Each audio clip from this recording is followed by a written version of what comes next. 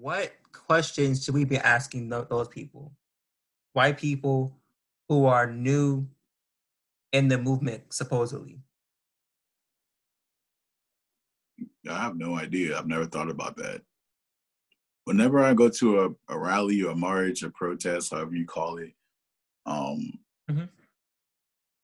mean, the questions, if anything, they should be asking us questions.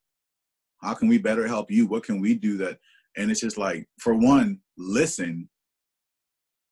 Don't hear us. Listen. Listen constructively. They should. And don't listen to have a response. This is not a and B type of, this is me telling you what's going on and so forth. This is not the time for you to say, oh, well, my father, no, didn't come here for that. Listen, and especially listen to Black women, Black trans women, Black cis women, Black hetero women, Black queer women. Listen to Black women. Black women are single-handedly behind everything great that's ever existed. And I put that on my mother, who's a Black woman, and my grandmother, who's a Black woman. Got to. And I mean, that's all I would tell them to do is just listen. Don't come out here or, with this, like, I don't know, savior complex. Like, I'm doing the right thing. I'm saving Black people. Oh. It's more than coming out here. It's literally you reprogramming. And Black people have to do this too. Like, we all have to reprogram ourselves from the things that we've seen and take it in and ingest it. And like I said earlier, we've just said this is the norm. We all have to take those things into account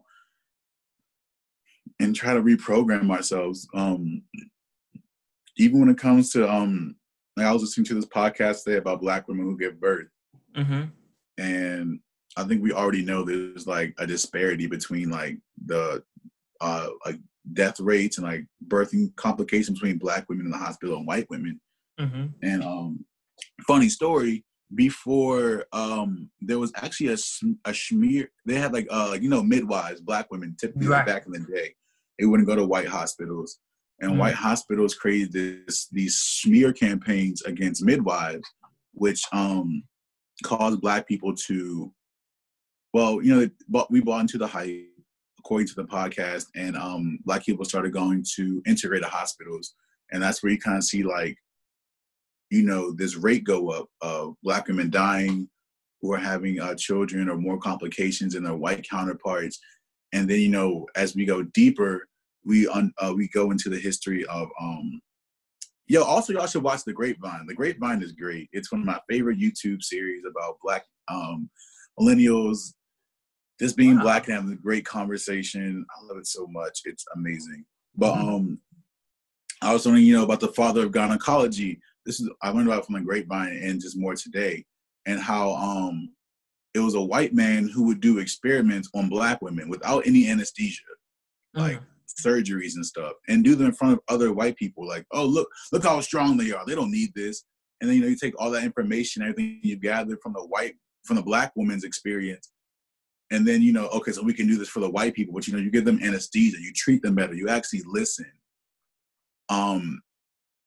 So like I said earlier, like, just listen. There's so, because combating racism, it literally comes on every front.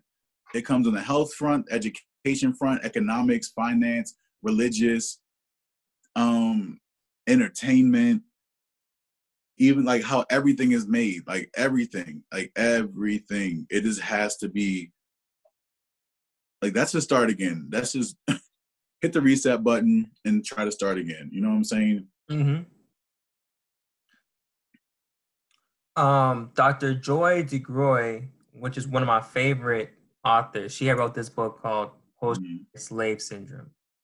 And she had defined racism. I posted this earlier today, so I'm just tying this back into that topic. She said that prejudice is equal opportunity. Everyone can be prejudiced. But to be a racist, however, you need to have the power to negatively impact whole groups of people in a systemic and structural level. jobs, housing, health, education, criminal justice, etc.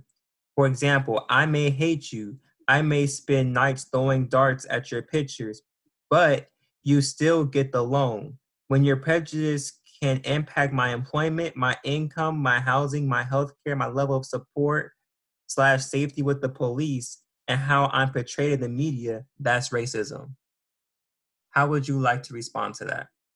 I agree.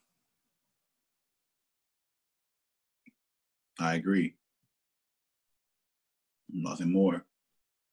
Those type of things you can talk to white people about. What can I do? Go watch this video. Go read this book. Go order her book. Go put money in her pocket. You know what I'm saying?